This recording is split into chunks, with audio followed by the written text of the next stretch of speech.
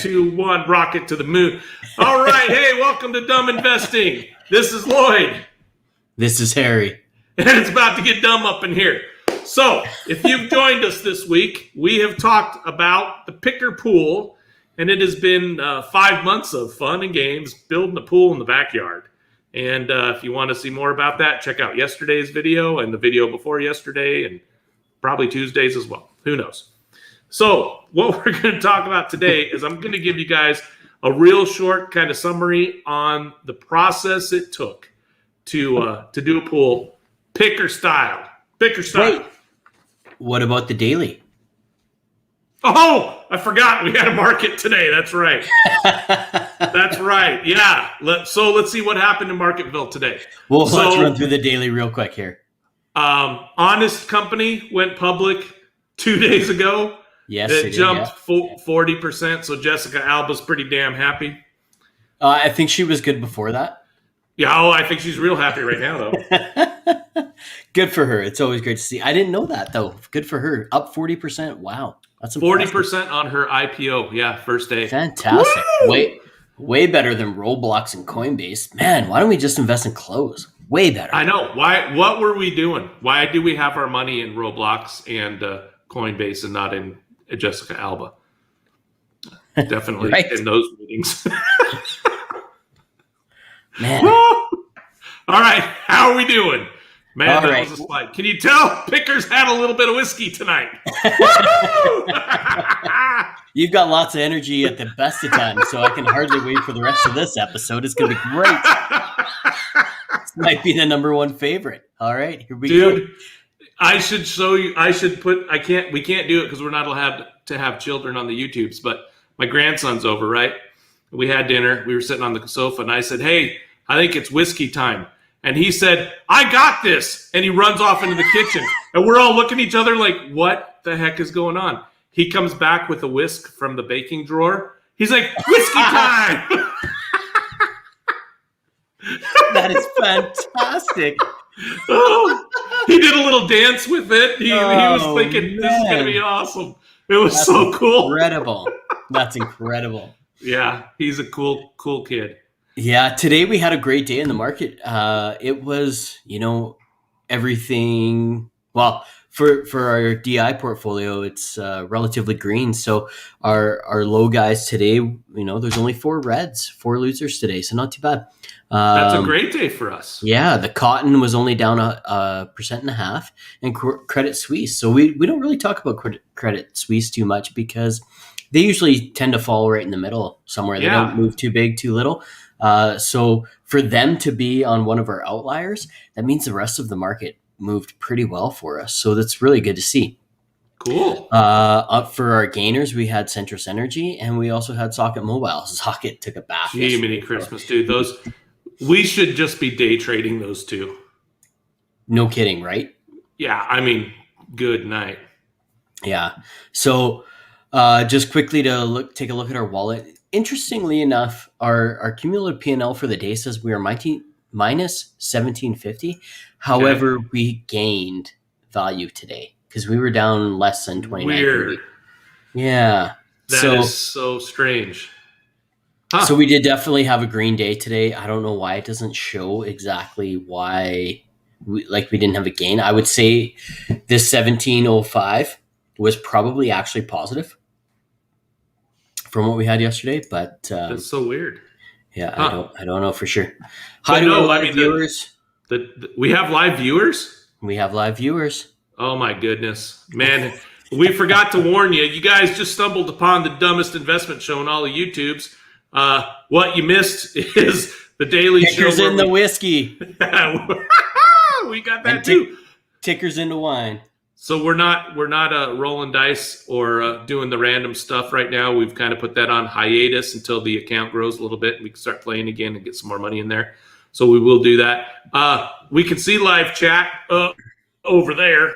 So if y'all want to talk to us, we'd love to hear something from you.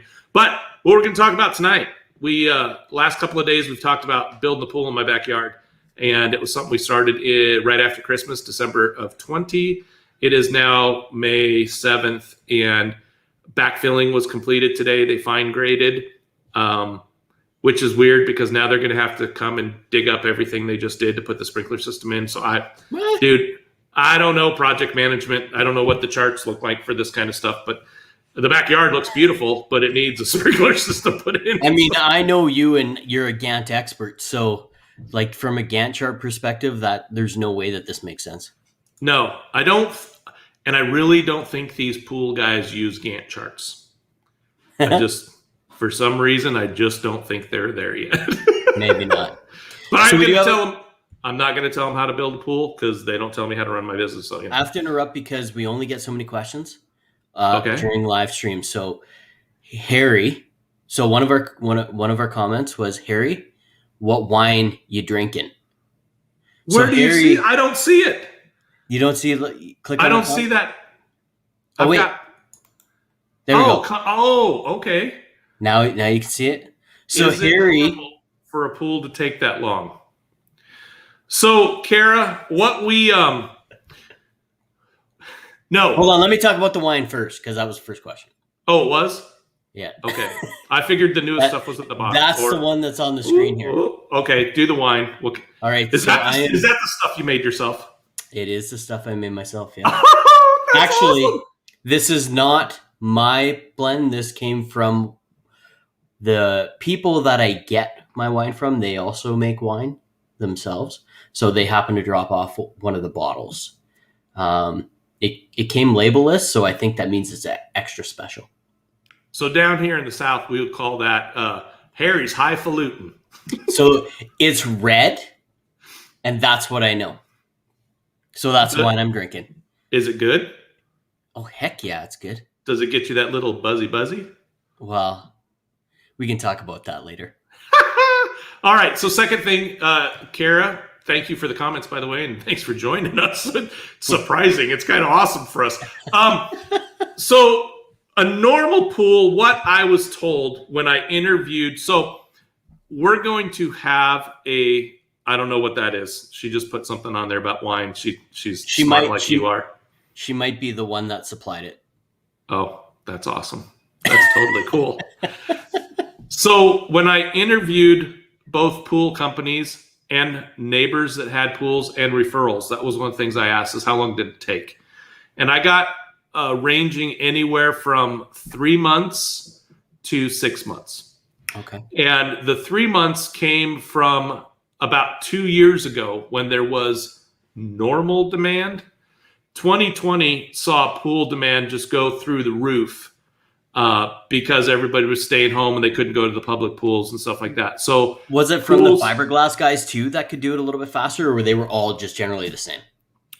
The fiberglass guys did quote faster times, but they had lead times to get the pool. But the construction part, so you may have to wait 3 months to get the pool, but the construction part went faster. But the overall, when can I swim, was the same.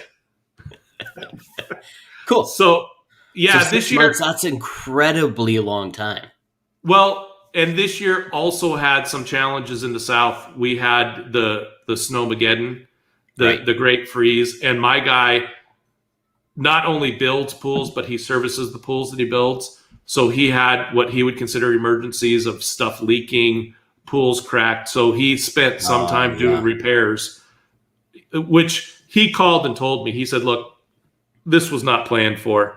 I have to take care of people whose pools are leaking. I hope you understand. And I'm like, yeah, dude, you run your business the way you need to. You know, you told me I would be swimming by June. That's what I'm going to hold you to.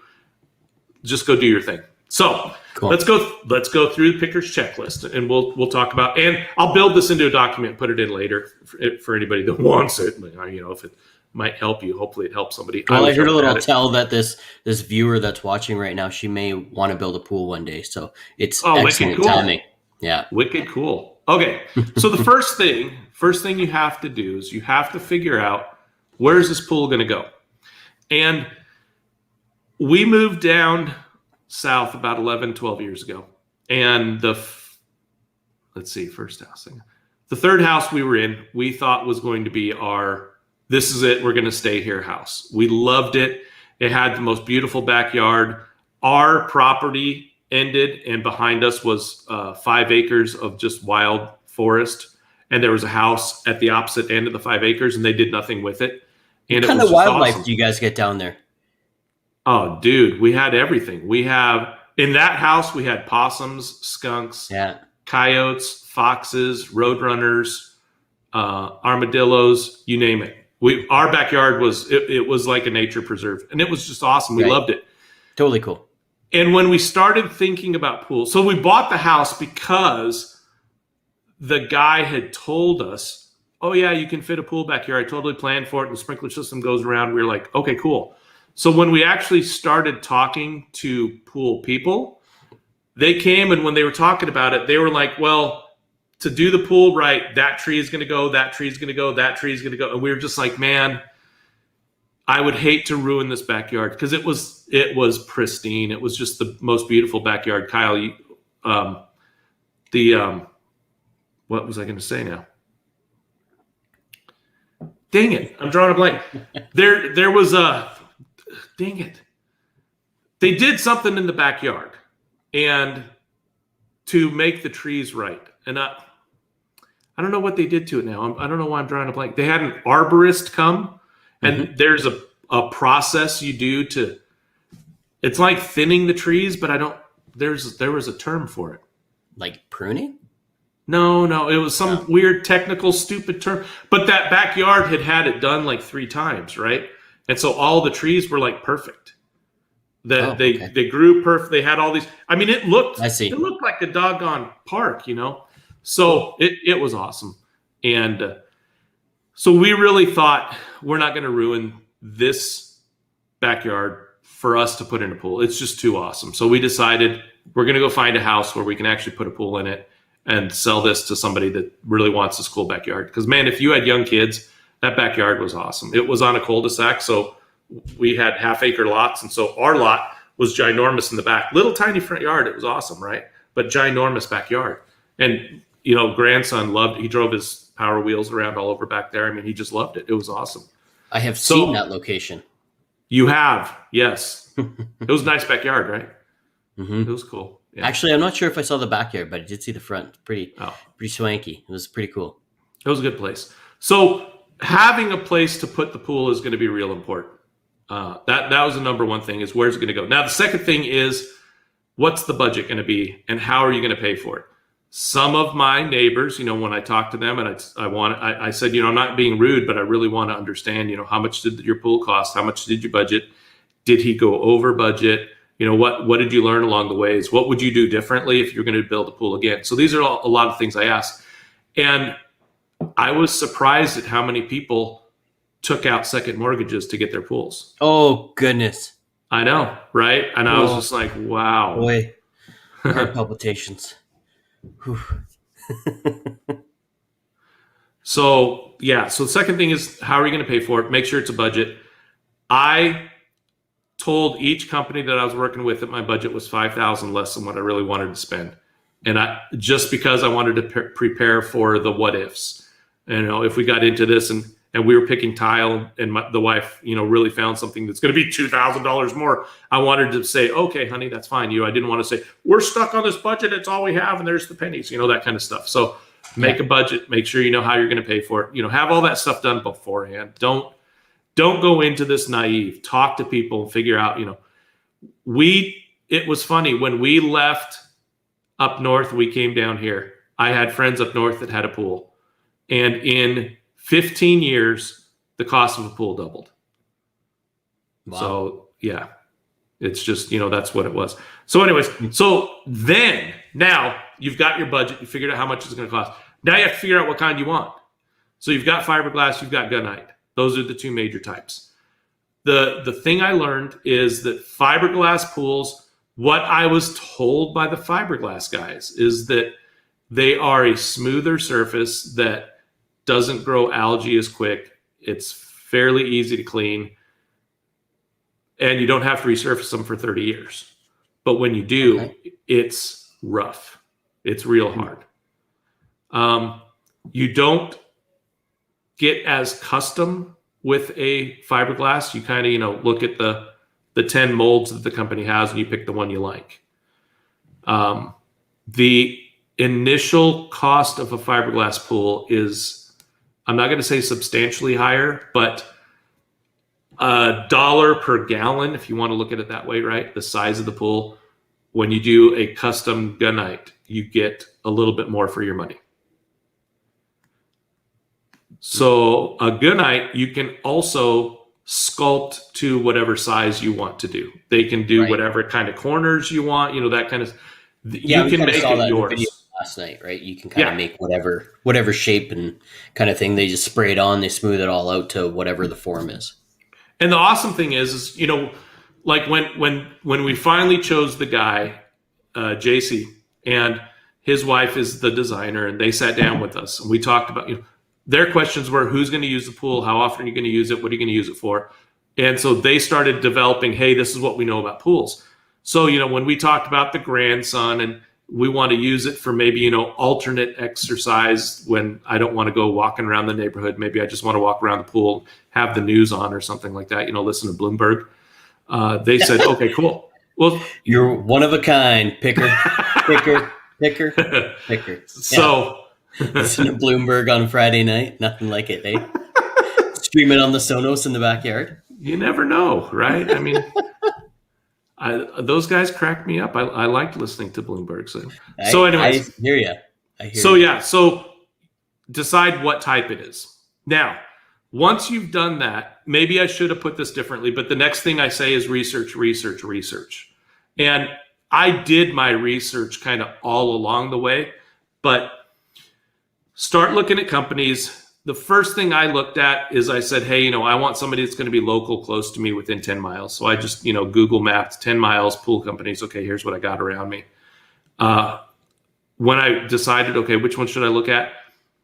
I had already talked to neighbors and stuff like that. So I already had some names of people that had done pools in the neighborhood and who people were happy with. Now, I talked to people who had pools made who said, I would never use this guy again. And I was like, okay. I put him on the list with a watch out, don't go with this guy. And I still did research because I wanted to see, was that a one-off? Was it just, that one pool that was bad? Maybe there were some other people that happened. But I went and did Better Business Bureau stuff, looked them up and said, hey, how many complaints have they had? How long did they solve them? That kind of stuff. I wanted to make sure that the company that I was going with had a decent reputation. I did interviews. I did a lot of interviews. I talked to my neighbors, their customers. As I narrowed down my company, so I narrowed down to 3. And with each of the 3, I told them I want some references. Said, I want somebody that you did a pool last year. I want somebody you did a pool with 5 years ago. And I want somebody that you did a pool with that had a problem. And I want to, so that's what I asked for. Some people said, I'm not going to give you somebody that I did 5 years ago, and I'm not going to give you somebody I had a problem with. And I was like, cool, you're off the list. The JC, he was real honest with me. He said, hey, no problem. I'll give you 3 I did last year. I'll go through my records. I'll find 3 guys. I'll call them up and see if they mind talking to you for 5 years ago. And I'll give you a couple of people we had problems with. And I was like, cool, right on. So I called every single one of those referrals that he gave me. And I just asked him, would you use them again? That was the first thing I asked. I introduced myself. Hey, Lloyd here. Do you mind talking about your pool for 5 minutes? And they were just like, okay. What? And I said, yeah, it was, kind of strange. They've never had that call before. So, the first thing I asked is I said, would you use them again? And if they said no, I was like, okay, cool. Why? What happened? They all said yes. They all said, this guy, they all told me he's not the fastest. He is very thorough. He does come and check on your pool every day when there's people there. He really runs his subs good. That's what I was told. I was like, oh, that's pretty cool. I did get to talk to 2 people that had problems. One of them had what I would call a significant problem. Mm-hmm. Something about the gunite went on dry and it developed some cracks or something like that. He ended up having to pull it out and rebuild their pool. And he ate it. He did it because it was the right thing to do. And I was just like, whoa. I mean, I'm sure he had that person as a ringer, that, hey, I'm going to give this as every referral. Maybe, but it was awesome, and I asked them, I said, did you have to argue with him? And they said, look, we called him out here. He came 3 or 4 times because we knew it was leaking. We knew there were problems.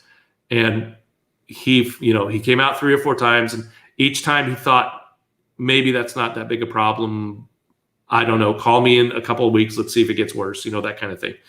So then he finally said, it's our fault. It's our warranty.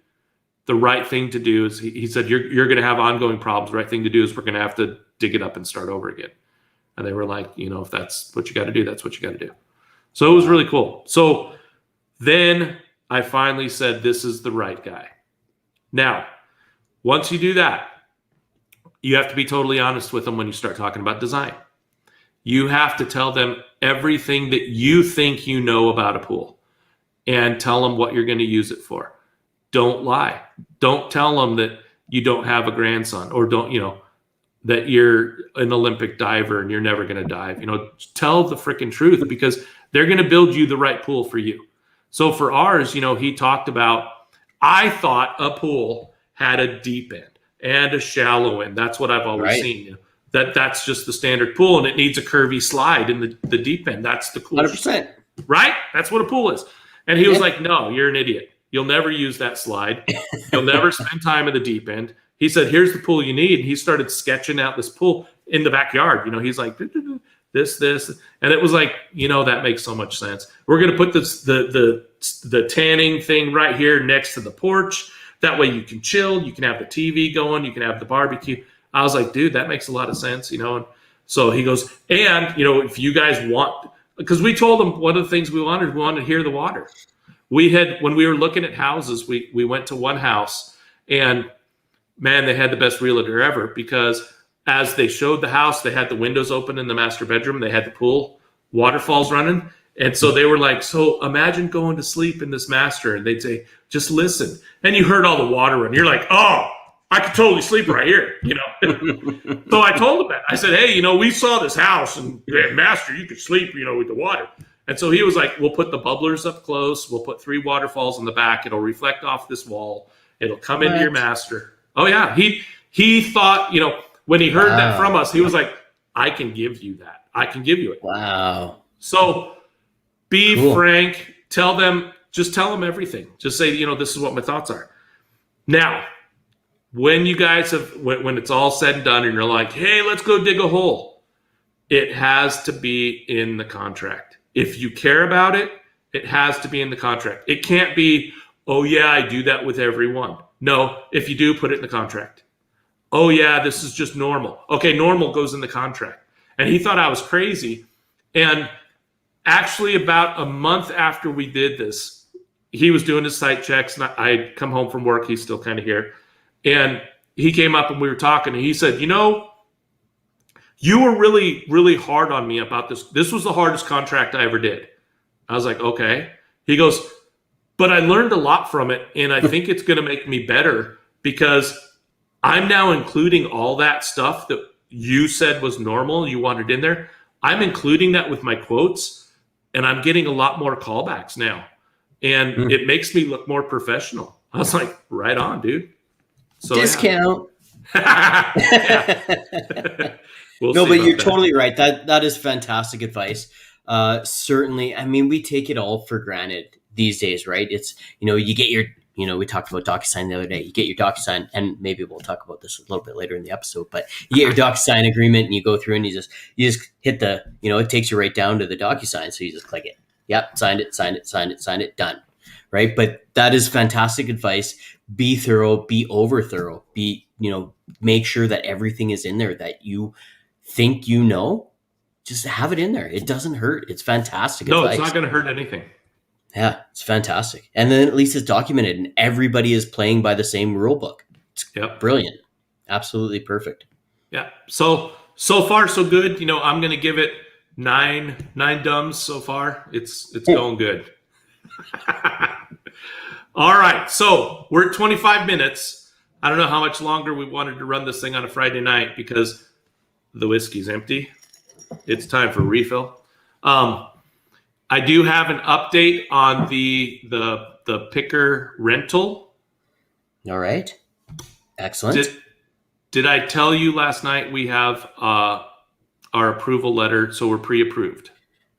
I think you may have, but we also Okay. talk during the day, so it's really hard I know it's to hard for know. me too. So the process so far, I will go way in depth, but this process started about 3 months ago with driving through neighborhoods, figuring out which neighborhood I wanted to put a rental in. It's my belief that in my past, if I wouldn't live in it, I'm not going to rent it to somebody else. So because I moved significantly in the last year, I wanted one that was closer to the new house. So I've been driving through Yeah. different neighborhoods on my way home each day and kind of, doing that. Hey, this is kind of a cool neighborhood. Put this one on the list. So then I started watching houses that were selling in those neighborhoods, and I got a ballpark guess of what they were selling for. So then I developed my budget, and then I researched, okay, this is what they're selling for. This is what I think I can afford. I called my loan guy and I just said, give me a ballpark guess. What's my payment? So he gave me, ballpark guess. Then I went out and I pretended like I was a renter and I was looking for rental houses in those same neighborhoods, found out what they were renting for and did the ROI and said, oh, generally the houses that I'm looking at are going to cost me, and we'll go into much more detail later. I'll do full disclosure. I don't care. You guys can see it all. The houses are going to cost me about $1,300 a month, 13 to 14 a month, all in, and they will collect rents in the neighborhood of 2,000 a month. So we'll be cash flow positive about 600. That's good cash flow. Yeah. So we got our approval letter last night. So we're pre-approved for our loan. Basically, I could have the loan tomorrow if I just got all my documents to him. So he gave me the list of get these in, so that we can finalize the loan. And basically, here's how much you can go spend. Here's your letter. And the realtor's all happy. I talked to her and I said, hey, I am finally ready to purchase a house. And she's like, well, how ready? I said, well, I've got a pre-approval letter and I can close in 10 days. And she's like, oh my God, you are going to go to the front of the line because there's so many people who have contingencies right now. All the buyers have contingencies. They're going to want somebody that's just ready to go. And I should show you some of the ads of what's happening in this region right now. But basically, a house goes on the market today. So today's Friday. I got 3 new houses went on the market today. All 3 of them say have final bid submitted by noon Sunday. So they will sell by Sunday. Wow. So now now the picking begins. And I've told my realtor I want something that's 2 years old or newer. These are the neighborhoods we're going to stay in. So she's looking for pre-market stuff, and I'm looking. Every day I've got the reminders that hit me from Realtor and Redfin and stuff like that. So when I see one that fits the bill and I'm like, hey, I could live there, then we're going to go make an offer on it. We had one that just popped up in my neighborhood, and I'm just like, right on, dude. I could walk over there and check on it, right? I mean, how cool is that? So yeah, so that's where we're at with rental 6.3.9 for picker. I think it's the 6th one I've had down here. I don't know. I can't remember. Wow. That's incredible. Yeah. That's totally cool. So, the Ticker household. We've talked about our basement renovation or basement development. Yeah. Not much has changed there. The guy showed up again today doing some more mudding and taping. Amazingly long process for the mudding and taping. I can't believe it. It is, they drywall the entire thing in a day, and then the mudding and taping is like 6-7 days kind of thing. So for those of us that aren't so in tune with interior landscape and modification, mudding and taping does what? That's when you have your drywall has seams and screw holes and stuff like that. And they are making a smooth surface for you to texture and paint. Exactly. Yeah. So after they board it, so after they take all of the drywall and they screw it, depending on your region, drywall, gyprock, whatever you want to call it, or they screw it all together onto the framing.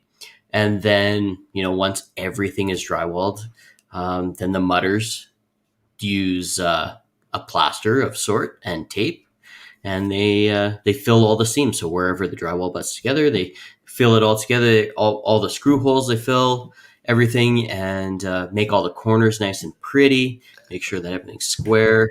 Anything that's out of square, they feather it all out to make it all perfect and pretty, right? So at the end of the day, you have a nice looking, finished product. So amazing process to really watch. These guys are in my mind, they're artists. Like it's just absolutely phenomenal to watch how well they can do it. Because I've tried to do it personally. I got to tell you, it ain't worth it to try and do it yourself. Absolutely not. My wife is so awesome. In the prior house, we bought a fixer upper, and it was one of those ones that was big enough that we figured we could live in it and do the fixing upping because we could. It had upstairs and downstairs, right? So we were like, hey, we can live downstairs, fix the upstairs, move upstairs, fix the downstairs, right? Mm-hmm. And she stayed home and did all that. So we had to remove this god-awful wallpaper that was in the whole house. Yeah. The whole house had this gnarly, thick, I've never seen anything like it, but it was like the strongest wallpaper in the world. She removed all of that stuff. Had to retexture all the walls by hand. We didn't have one of them cool, put the mud in the bucket and shoot it with a big machine. She did it all by hand. I'm not sure they do that. Do they do that? Because they don't do that here. The mud in the bucket. No, that's for like the ceilings where they do the stipple and stuff. Oh no, that's how they texture walls down here. So you get this. Oh, you texture the walls. Oh yeah. Yeah, so we texture the walls. Oh yeah, totally texture walls here, dude. Nah, we're awesome. Just flat. Yeah, we're flat and boring. We're the kind of the prairie, so we're flat and boring. Oh, well, then you really have to have good mudders. See, we texture the walls because the mud guys aren't that good. Yeah, exactly. Yeah, that fixes that problem for sure. Yeah, so that's the update for today on this house. Now, breaking news for today. Breaking news. All right. Okay, breaking news. The Ticker household closed on a rental property. So you're an owner? We own. Yes. Woo-hoo! We closed. Yeah. Oh, dude, so that is awesome. We get the keys June 1st. So a month from well, not even a month, 3 weeks from kind of today. So yeah. So we officially got the property. Now, I got to tell you a couple things about how this property went down. I told you guys how important it was to have a great real estate team in your back pocket that you could trust. Yeah. We've been looking for a little while for rental or a potential flip property. And with the way the markets are right now, it's been absolutely crazy. Prices have been going through the roof. Things have been going, one day kind of thing, right? Like if you're not ready to buy it right now, you're not going to get it. Same thing that you're experiencing. So we started to lose a little bit of interest just because everything was being priced out of, the price ranges that we would feel comfortable in stepping in because everything's, starting to get a little overvalued, right? So we just kind of said, okay, if now is not the time, it's not that big of a deal. We'll wait till, next year, 2 years down the road when things start softening a little bit and there's going to be some properties and some opportunities. Well, this is where the great real estate team comes in. So our real estate team found a property for us and it was substantially under, well, I don't even know if I want to say that, substantially under market value. It was a good deal. It was a good deal. So one that we could act on that was in not an up and coming neighborhood, a developed neighborhood, but a neighborhood that a lot of people like to live in. Lots of schools around, kind of a family neighborhood where people want to live. So they found this property for us and they sent it to us right away. And I've got a realtor that says, when he calls and he says, this is the one, he's like, this is the one. So when I bought this house, it was the same realtor and we were looking for a couple months and he's like, dude, come, this is the one. Right. And so that's what happened when we bought this house that we're living in. And it is the one. It's perfect for us. So when he did that same thing and he's like, dude, this is the one. Like, okay, let's go check it out. So he called at night. We went and checked it out the next day. We're like, yep, let's do it. Okay. So before we went and checked it out, we checked it out, I think about 1 o'clock, 2 o'clock in the afternoon.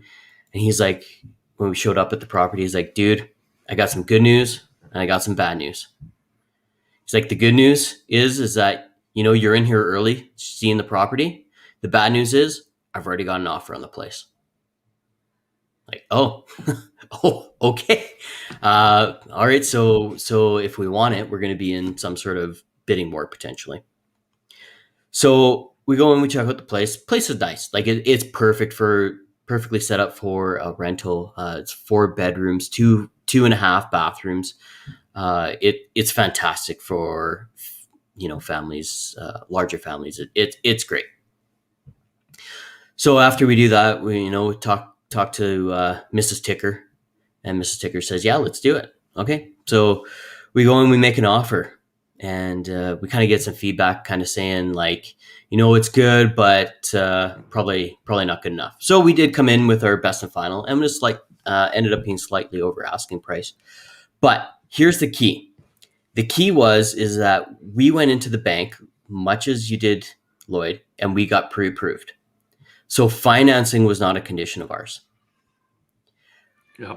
What we did is we said, so for us, inspection, we did our inspection, pending anything crazy in inspection that, we would be able to walk away from the property. But so we went in and we got our inspection done. So we offered just closing, just the inspection clause and 7-day close. So we had to move real fast. Yeah. So we got our inspection done on Tuesday. The inspection report came back on Wednesday. Went through that briefly. There's a couple things here and there. Nothing that's too crazy. The structure's not going to fall down. Like the house is relatively new. It's 15 years old kind of thing. So it's not too bad. So I wasn't overly concerned about the structure, and I saw the structure and I know it very well. So I wasn't overly concerned there. So we went in, we made our offer. Our offer was good. They probably received other offers that were better, but with our terms, it was the most attractive. So they said, congratulations, you're the offer that's been chosen. So we did our due diligence in the terms. So today was closing day. We removed the conditions, and yeah, we own the house. I guess one other thing that we've been struggling with is that, in our neck of the woods, we're so, our realtors and all of the offers are so used to financing conditions that it kind of threw our realtors for a bit of a loop, that we didn't have it in there. So that, we were talking about them back and forth, and they're kind of like, okay, well, make sure you got your financing in place. And I'm like, financing isn't a problem. It's we're good. And they're like, what? But no, make sure you've got it in place. I'm like, do I need to have it in place? Do I need to have it signed? Because I was confused. I didn't know. I'm like, do I need to have it officially signed by the closing day? And they're like, well, no, yes, no, yes, no, you don't. But make sure that the bank says that you can that you're gonna get financing. Like, okay. Yeah, so they issued me a letter that I could show, I could provide during the offer period. Right. So we were pre-approved. For whatever reason, we didn't actually get a letter. They just gave us notice that we could have X amount of dollars. I'm just like, okay, whatever. We're not going to buy a house for that much that we were pre-approved for anyways. So that was fine. So it was kind of funny because I was texting with the realtors. I'm like, so what's the deal? I'm really confused about this mortgage thing, because it's like, I feel like, we didn't have it as a condition of ours, that financing was a condition. And then once I said that, they're kind of like, oh, you're right. We don't care then, whatever. You're good, right? Like if you you have the financing condition in place, then you're good. You only had the home inspection condition in place. So we removed the home inspection condition. We did get the final from the bank, which was great. So everything kind of aligned this morning, last minute, little stressful, but we did get it all done. So in 3 weeks time, we will grab the keys and we're going to take you guys through the house, and we're going to show you everything. Can't wait for the video. It's going to be great. Yeah, we'll walk you through it. There's some cool things that are in that house that we need to fix, which is great. And then I'm gonna do when I go through and do some renos on that place. I'm gonna do a time lapse video that we could all watch and speed through, and you can see what I do to the place and rip it all up. It's gonna be fun. It'll be great. Cool. So I got a special request today. Okay. And we may want to dedicate a couple of episodes next week to it. My realtor asked me, she said, can you please sit down with me and my husband and teach us about stocks? She says, all we hear is stock, stock, stock. Yeah. I work with a lot of people who make money and they're buying houses because of their stocks. She goes, yeah, I don't even know where to start. It's so foreign to me. I just don't know. Can we bring him on the show? We might be able to. She might love that. She's a realtor, that would be a lot of fun. That would be a lot of fun. So yeah, we may want to talk about how we want to, put that together and do like an introduction to stocks. I'm going to do the whole. Well, have you clicked the link below and followed Weeble and put $100 in there because then you're going to get 2 free stocks when you're an investor. Totally. Kara, have you clicked the link below? Have you put $100 in and got your 2 free stocks?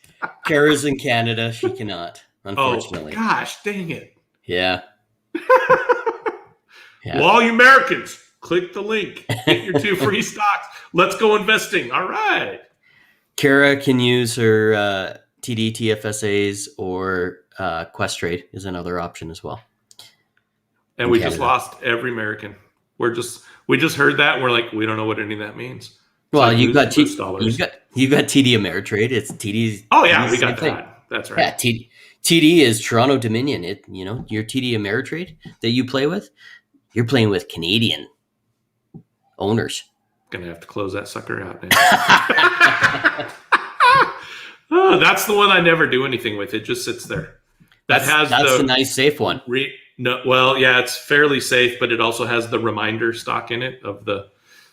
Oh, right. Yes. You were talking about that. Yeah. And that's a story for another day. We'll have that talk. Got to get us into another hour of discussion. It will be because, man, once I start, I don't stop. It's just, I love to talk. I just love it. You? No, really? No, really. I was recruited once to work for, what were they? Some group of consultants. One of my team members made a video of one of my conferences and sent it to these people. And they wanted me to go around and help them do consulting and talking and stuff. And I was like, dude, I got a real job I got to do. I'm sorry, I can't do that. Apparently, Kara likes the TD. Shout out to TD. Shout out to TD. Yeah, let's as if they need a shout out. Need it. Totally. So the mailing address TD is P.O. Box. Anything else that we need to discuss tonight? I'm super excited. It's been 45 minutes of BS. I know we could do this all night. I mean, you guys want to hang out? I've got nothing else to do but other than drink wine. Kara, any other questions? I love having live people. This is amazing. This is just awesome. Okay, so let's call it a week. I did not check. You and I, we talk during the day a lot, and I know we banter back and forth, and we talk about checking stocks. And I used to, watch the pennies every day. I didn't even look today. So the fact that we're green, dude, really gives me. I haven't even opened Robinhood today. Wow, that is a big step, and especially on a green day. I wish I could tell you it was because I have this great discipline, but it was because I had financial meetings all day and I didn't have time to do it. I was so bushwhacked today with the financial stuff, And that's, that's a good thing. Just when you're investing, you don't need to look every day. Set your high conviction plays, for okay. What is that? I actually have a spreadsheet and I track it every single day because I have 3 open accounts. Harry thinks I'm crazy, but that is badass crazy. You give you're gonna give yourself heart palpitations by doing that when you check it. Like it's such an emotional roller coaster. If you're gonna check it every day, you can lose. If you've got 50 grand in there and it goes down 10%, you lost $5,000 in a day. Like I know, but that's just like you just threw $5,000 at the window. If you don't check it and you check it, 2 months from now, you lost. Let's say you're up $2,000 in 2 months. Woohoo! we won't go into it. I do have a spreadsheet. And I put it on every day. I know you do. I check mine. My goodness. I try not to check mine, but I do on occasion, just because it's a little bit of fun. On the green days, on the red days, I try and just ignore it. Just be like, yeah, whatever. But I'm so Buy much more better stocks than I used to be. Because I did day trading for a while, right? And you want to talk about hairy and stressful and stuff like that. I mean, dude, I'm nowhere near where I used to be. I'm much calmed down. I'll tell you what, folks, after 2 anxiety attacks and a doctor telling you you're going to freaking die if you don't change your life, you learn to change some things. Yeah. Day trading is not fun. No, you have to be able to remove the emotion out of it. You can't think of it as your own money. That's the only way that it's not, you kind of have to think of it as a game and not real money. That's the only way, because as soon as you start being emotional about it, hey, we got 2 live viewers now. Hey, second live viewer. How do you see how many people are live? I'm in control, so it doesn't matter. Oh, that's right. You're the smart one. 30 minutes to sell a house. That's awesome. Yeah, that's crazy. Hey, unbelievable how fast things are moving. The house that I bought, that the Ticker household bought, was same day. Like they had conditions to close by, I think they said 3:00. They're like, yeah, it's on the market. Boom. Here's your offer. Close by 3:00. So my realtor was like, no, that's not happening. Like you're not getting until 3:00. No. There's like 8 showings at that place. It's like, but it could have went for $40,000 more than what it went for. The sellers are in control right now, dude. And these realtors are loving it. That they're closing it so fast because they're like, bing, bing, bing, let's get them rolling, right?